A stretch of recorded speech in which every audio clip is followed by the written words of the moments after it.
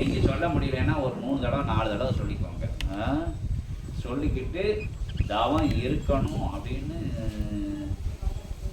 அவசியம். ஆனால் உட்கார முடியல, செய்ய முடியலன்னா சேரை போட்டு உட்காந்துக்கோங்க. அதுலேயும் இருக்க முடியலன்னா இங்கே பார்த்து சொல்லிவிட்டு உங்கள் வேலையை, அன்றாட வேலைகளை ஆரம்பிச்சிருங்க. ஏன்னா ஆன்மீக ஞான மார்க்கத்தில் உள்ளவங்க உட்காந்து தவம் இருக்குது. அதாவது உட்காந்து ப்ராப்பராக உட்காந்து நீங்கள் பத்மாசனம் போட்டாலும் சரி, போடாட்டாலும் சரி, சுகாசனத்தில் உட்காந்துக்கலாம். ஏன்னா ஆனால் தரையில் உட்காரலாம் ரொம்ப நல்லது. முடியாதவங்க சேரில் உட்காந்துக்கோங்க. செவரில் சாயன்னா சாஞ்சிக்கலாம். தரையில் உட்காந்து முது வலிக்குங்கிறவங்க செவரில் வந்து தலானி வச்சு கூட சாஞ்சிக்கலாம். அவங்க பிரச்சனை கிடையாது. இது இன்னும் சொல்லிக் கொடுப்போம். படுத்துக்கிட்டு கூட பண்ணக்கூடிய தவமெல்லாம் இங்கே இருக்குது பிரம்ம முகூர்த்தத்தில். சில பேர் எந்திரிக்க முடியாதவங்க படுத்துக்கிட்டு கூட இங்கே தவம் பண்ணலாம். ஒன்றும் பிரச்சனை கிடையாது. ஆனால் சரணாகதி இருக்கணும் உள்ள. இன்றைக்கி பண்ண தவம் சும்மா இருங்க, ஆற்றல் இருக்கும். வீட்டில் போய் செய்யக்கூடிய நிலைகள் இது. அப்போ வரையில் நீங்களே சிவமாக மாறையில் உங்களை கண்டு எல்லாமே ஓடி போயிடும். கர்மா எல்லாம் பொசுக்கப்பட்டுரும். நீங்கள் எல்லாருக்கும் வந்து குருநாதர் ஆகக்கூடிய ஒரு நிலைமை. இங்கே இருக்கக்கூடிய சபைக்கு வந்துட்டாலே உங்களுக்கு பேசக்கூடிய வல்லமையை கொடுத்துருவாங்க. இப்போ எங்களுக்கெல்லாம் என்ன தெரியும்? ஒன்றும் தெரியாது. நூல் வச்சு போய் தான் நாங்கள் பேசிக்கிட்டே இருக்கோம். அது மாதிரி உங்களுக்கும் ஒரு வல்லமையை கொடுத்துருவாங்க. நீங்கள் ஒரு குருநாதர் ஆகிடலாம்.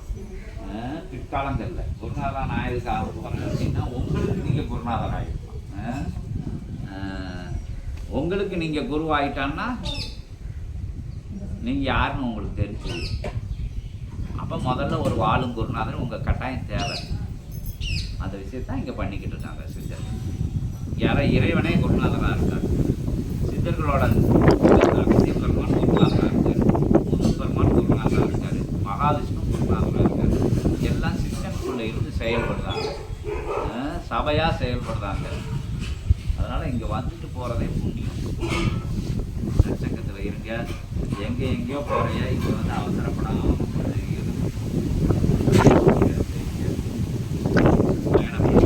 இங்கே வேறு எதுக்கு கொள்கையெல்லாம் ஒன்றும் கிடையாது. அதான் நல்லவனாக இருக்கணும். ஆனால் இந்த சும்மா இருக்க தான் அந்த சபை. சும்மா இருக்கணும். அதுக்காண்டி அவருக்கு வர பண்ணாமல் நம்ம வேலைக்கு போகாமல் சொல்கிறல எதையும் கண்டுக்க வேண்டாம். எல்லாம் கடவுள் பார்த்து கஷ்டம் இருக்கா அதை கடவுளோட ஏற்றம் வந்தால் அதை இறைவனோட திருவடியில் சமர்ப்பணம் பண்ணணும். துன்பம் வந்தாலும் சரி, இன்பம் வந்தாலும் சரி, இறைவன்கிட்ட வந்து சமர்ப்பணம் பண்ணி. அவங்க போயிட்டாங்களா பதிச்சு கொடுத்தவங்க? பில்டப் பண்ணது இடம் கிடையாது இது. நீங்கள் தான் கடவுள்னு சொல்கிற இடம் தான்.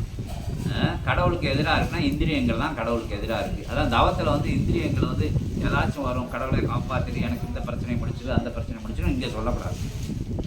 ஏன்னா சிவத்தோட கலக்கையில் வேண்டுதல் வைக்கக்கூடாது. அவங்களுக்கு நம்ம என்ன வேண்டும்னு அவங்களுக்கு தெரியும்.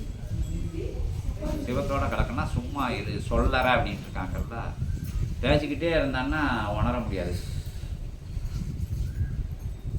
பிரபஞ்சத்தோட இணையணும்னா அதிர்வு இருக்கக்கூடாது. நம்மகிட்ட அதிர்வு இருக்கக்கூடாது, அதில் எதிர் எண்ணங்கள் இருக்கக்கூடாது. இந்திரியங்கள் ஆட்டால் தான் சிவபெருமானுக்கு பாருங்கள், கண்ணு, காது, மூக்கு, வாய் ஒன்றும் இருக்காது. இந்திரியங்கள் இல்லாமல் இருக்கலாம் சிவம். அப்போ நம்ம வந்து நம்மளை வந்து இறைத்தன்மையில் இருந்து நம்மளை இயக்க வைக்கணும்னு தான் இந்திரியங்கள் நமக்கு கொடுக்கப்பட்டு. ஏன்னா பார்த்து பயணப்படணும், கேட்டு பயணப்பட, இதுக்காக விஷயங்களில் மொழி மூலமாக பயணப்பட, சரீரம் மூலமாக பயணப்பட, இதுக்காண்டி தான் பிரபஞ்சம் வந்து இறைவன்கிட்ட இருந்து இறைத்தன்மையில் இருந்து மனுஷங்களுக்கு வேறு தன்மை கொடுத்துருக்கு. அப்போ இந்திரியங்களை மறக்கையில் இறைத்தன்மை நம்மகிட்ட வந்துடும். அதான் சிவம் அப்படின்னு சொல்லுவாங்க.